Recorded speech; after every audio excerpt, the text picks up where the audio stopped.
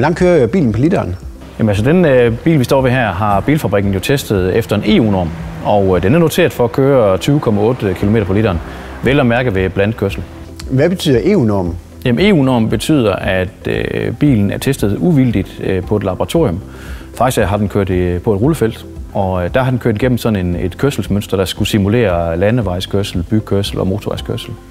Og man har faktisk også lavet koldstart og opbremsning og sådan ting, for at simulere så godt man kunne. Ikke?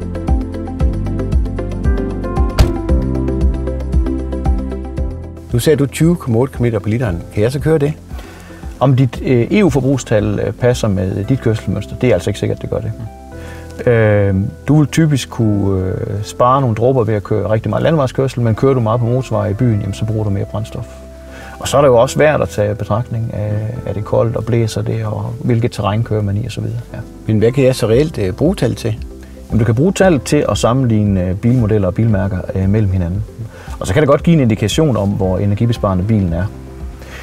Men du kan gøre en hel del ting selv faktisk for at spare på både de dyre dråber og også skåne miljøet. Her kommer 10 grønne råd, som Trafikstyrelsen har udarbejdet. Brems med motoren. Gear ned i stedet for at trille frem til stop i frigear. Kør i så højt et gear, som motoren tillader.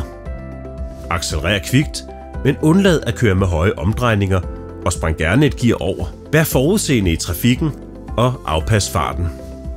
Tjek dit dæktryk. For lavt dæktryk øger brændstofforbruget markant og slider på din dæk. Sluk for aircondition-anlægget, når det ikke skal bruges.